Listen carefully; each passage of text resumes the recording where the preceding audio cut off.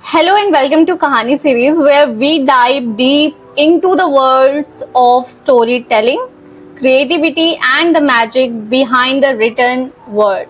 Today we have a very special guest, Alysha Rameera, the talented fantasy romance author of the captivating novel Her Soul for Crown.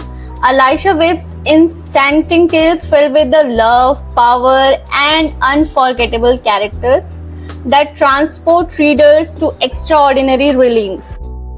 So, whether you're a fan of fantasy, romance, or storytelling in general, this episode promised to inspire and delight you. So, sit back, relax, and join me as we start this journey with Alysha world and explore her creativity process, inspiration, and the heart behind her spellbinding novel. So, welcome, Alysha. Thank you. So, Alysha, first of all, your book, Her Soul for a Crown, has such a powerful title.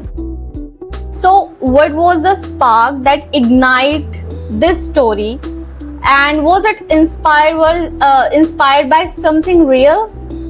Myth you love, or maybe even just a dream that you stayed with you? Yes. So it actually was sparked back in 2019 when I read an article about the first queen of Sri Lanka. And she was only in the history book, she was only given a line that said that she poisoned 6 husbands to get the throne. And then it moved on to someone else, to another man. And I was like, wait a second.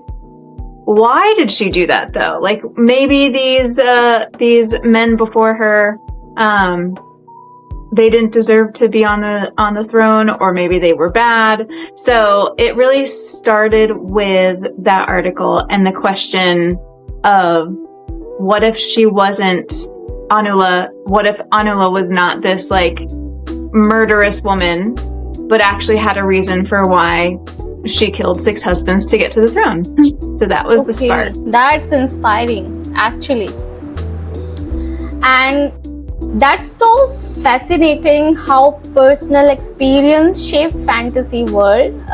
Do you find that any of your characters or specific scenes draw directly from your own life or moments you lived through? Yes. So though Anula, the main character, is a historical figure, the yakas that are in the book, the yaka that Anula bargains her soul to for a crown, those are from mythology, from Sri Lankan demonology from thousands of years ago. I did a lot of research on both the history and the mythology, and then when I couldn't find what I was looking for online, because a lot of that stuff is very difficult to find in the US, and then it's just from 47 BC, is such a long time ago. But I did reach out to my family members, anyone who is from Sri Lanka essentially, or spent time there, like my grandmother, and my mom was born there. A lot of the descriptions come from stories that I heard from my family members and my own memory of being there when I was a teenager. Thankfully, I got to go back this last May, but obviously the book was already written and printed before this past May. So yeah, in that context, a lot of the descriptions are from my own memory or from my family's memories. And Anula is really obsessed with saris and jewelry, and that is 100% my heart. I have always loved the Sri Lankan jewelry that my grandmother has, that have been passed down generations, and the jewels that my grandfather has bought her over the years. And then the saris, I don't know, they've always captured me as a child, maybe because we don't wear them here. Because I didn't like dressing up in dresses when I was a child here in the United States, but maybe it's because I didn't like all the frills and the puffs and things. But saris are just they can be either very vibrant or like deep jewel tones. And I think I just gravitated towards those colors and the fabrics and I think also like the detail on saris that are like stitched by hand and like, oh, anyway, I could go on and on about the fashion, but that's also very much my heart. And then I have a few side characters that are also kind of obsessed with some foods of Sri Lanka, so I did like add in my favorite foods. So like you just talk about the details of the sari. As an Indian, even I don't know about that much of details in the saris are there. And I saw your photos on Instagram that you wear a sari as well. Yes. Am I correct? Yes. Yeah. So when I went you look so back beautiful. Oh, thank you so much. Yeah, when I went back in May, I bought a sari specifically that matches Anula's sari on the cover. It's red and with gold detail. I have a couple of other saris that I actually ordered online because it's very difficult to find saris in Oklahoma. So I have to buy them online. They're gorgeous. I love them. Okay. So you just mentioned like you are inspired with the history and the Sri Lankan culture and all that stuff, the story told by your grandmother and everything. So this is since from your childhood that you like history, stories, tales and all that stuff, or like there's an academic relevance with you and the history? Oh yeah, so I don't know that I really loved history as a child, but because I'm from a family that's not from the United States, I heard a lot of stories while I was growing up about the other countries that my family is from and that they have lived in, and we would go visit them. And when I was a child and we would visit these other countries, we always went to museums, we saw statues, we saw, all of that kind of stuff. So I think in my 20s and now in my 30s, I just gravitate towards learning the history of other cultures and other countries because that's kind of how I was raised. Yeah, like shifting gears to your writing process, and I just want that you should briefly elaborate your writing process. Fantasy romance is such a unique and complex genre that you have choose. And do you have any particular rituals when you write, like a favorite time of a day, favorite music, or secret weapon like coffee? That all the writer's favorite choice. Yes, yeah. I love writing in the morning. My brain is best between like 7:30 a.m. and lunchtime, like noon. So I love being there in the morning. I think I also just like that the sun is rising and like it's getting really bright and warm in my office, which is really nice. I'm very weird. Unfortunately, I can't drink caffeine, but I do really love hot water because my hands are always cold and I'm always cold. So I just usually have a mug of hot water and gum. I don't know why, but I have to be chewing gum while I like write. I don't know if it helps my brain move faster or what, but those are my rituals. It's interesting to know this. And Alysha, let me tell you, like it is very much difficult to maintain the consistency, like while reading a complete book and like a complete novel, because as a author also feel this compliment feeling before just complete the novel. Like we have this thought how much earlier we complete this novel and how much earlier we can send it to the market and we have some reviews on our book. So how you maintain this consistency while writing your own book? Yes, that's really hard, especially when you hit plot problems or the character does something you don't want them to do, or you just don't know what's happening next. It's really hard. I would have to say The only thing that has really pushed me through is the dream of someone reading it one day. And I know if I stop, a person will no one will ever read it. So I have an internal drive to get it done kind of thing. Yes, I think about quitting when it gets really hard, but then the next day I'm like, no, if I quit, then it will never be done. So I think that fear of never being done makes me keep working. That's very honest thoughts of yours, and I like it too much. So, speaking of hurt, which character in your story do you think readers would relate to, and someone whose journey mirrors something universal or personal in their lives? I think both Anula and Riri's stories, I think they're kind of universal. I mean, they're both fighting for their family, essentially, in two different ways. Anula does it out of vengeance, out of revenge, because her family was taken from her. And Riri is almost doing it a little bit out of guilt because he feels like his family was punished because of him. But both of them have a drive for a better future for their family or for those who they love, whether it be family or their community or themselves. But I think that is a universal thing that most people feel at some point or another, that they want to do something for a person that they love. And I just kind of took it to the extreme here, where they're going for a crown or for a kingdom or going against those that rule them, basically. While you are just telling me this, I had this goosebump. I just want to read your book. And want to get more inspired to write my next novel. Good. Well, I'm excited to read your book.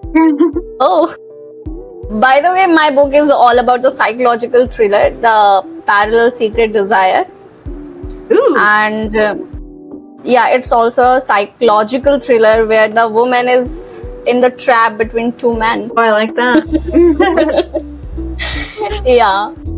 So, if you could live inside your novel for a day, just imagine, which scene would you choose to experience firsthand? I'm guessing it's something magical or deeply emotional. Yes. Probably I would want to live in one of the early scenes where you see Anula walking through the palace for the first time, and she sees the court members interacting with the blessed gifts, which are essentially magic objects given by the heavens.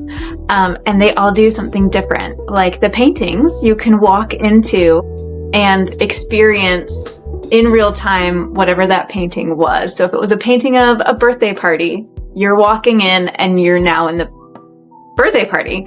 Or if it's a scene, or the painting is of a forest or a jungle, when you walk in, you would be in that jungle or in that forest. And I think that would be extremely fun to do. Seeing a little girl who the fantasy world behind this author. Yes. Yeah. I loved, I think the first fantasy novel I read was The Chronicles of Narnia, which is about walking into a wardrobe and then being in a completely other magical world. So I think, yes, I think you are correct. Yeah. So, magic and fantasy always bring in villains and supernatural creatures. Is there any magical element or creature from your book that you wish actually exists in real life? Ooh, creature-wise, the only creature I think I have in there is the Makara, which is also from mythology. I don't know that I really want it to be here in real life. Because it seems to it seems to be benevolent, and you never know which way it's gonna go. So maybe, as long as I'm far away from it when it's angry. Oh. There's some villain in your story? Yes. Yeah, the villain in the story, at first for Anula, the villains are the men that rule her kingdom. And for Riri, it is his lord of the Yakas. And he is also from mythology, so Lord Vesemoni. And he is not a kind or benevolent being. He is very cruel. Very cruel and very selfish in the way that he lords over the Yakas. So we never know this type of villain exists in real life. It should be stayed on your story only. Yes, hopefully. Hopefully.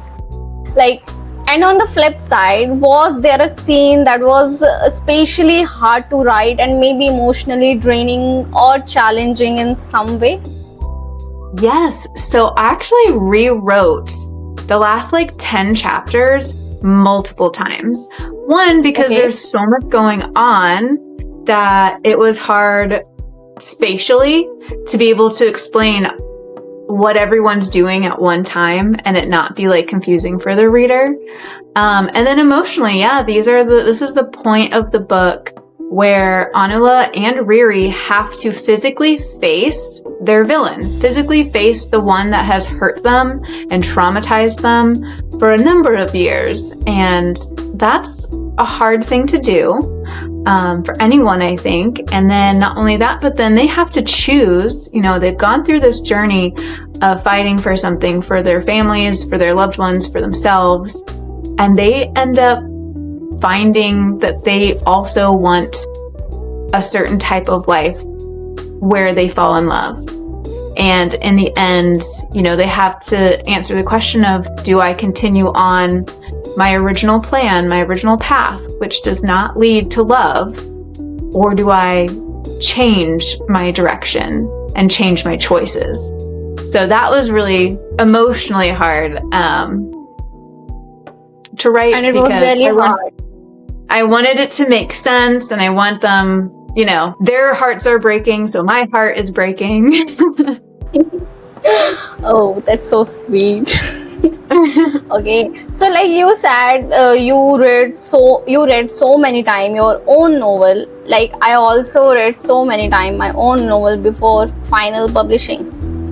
Like frankly speaking, how many times you read? Oh my gosh, probably seven or eight maybe.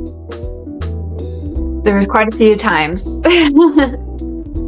My numbers are so high. Yeah, we have to read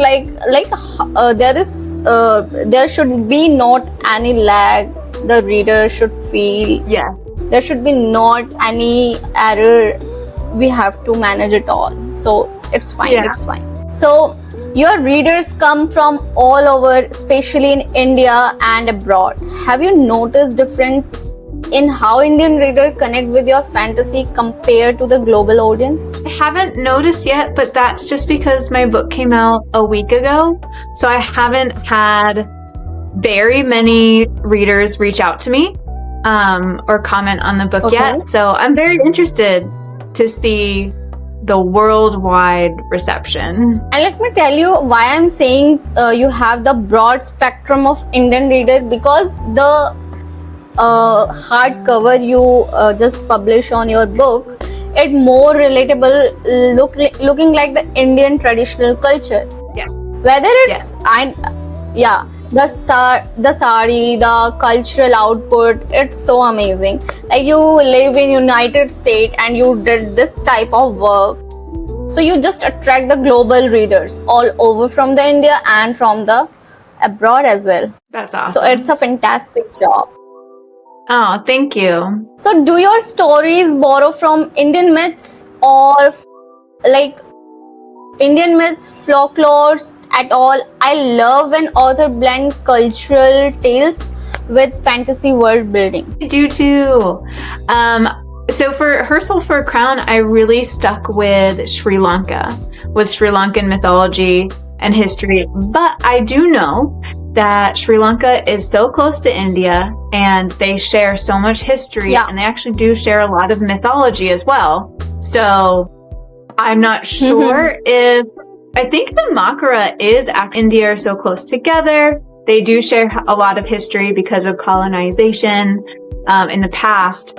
And I do know that some of the mythology is the same on the island and on the Indian continent. So I know the Makara is in Indian mythology, and I believe a lot of the Buddhist and Hindu religion is in both countries. So I'm sure there's some overlap on the mythology that I have used. Yeah. Yeah, in fact, the complete story of the Ramayana, did you hear about this Ramayana tale? Yes, I did. I love the Ramayana. Yeah, that is completely based between the India and the Sri Lanka. Like there's a starting from India and there's an ending with Sri Lankan culture. So Yeah. we are very close to each other. Mm-hmm. Yeah. So now we all love a good romantic trope, enemies to lover, forbidden love, dark princess. Is there a trope you did never get tired of writing? I do love Only One Bed. I just Okay. I like it. I think it's because I liked forced proximity. Like you make the characters have to be together no matter what. Okay. So now I just come to the next question. The title, Her Soul for a Crown, feels really symbolic. Is there a deeper message about love, power, or sacrifice you wanted readers to take away? Surface, you see it as the sacrifice. How much or how far are you willing to go for what you want? How far are you willing to go for the people that you love?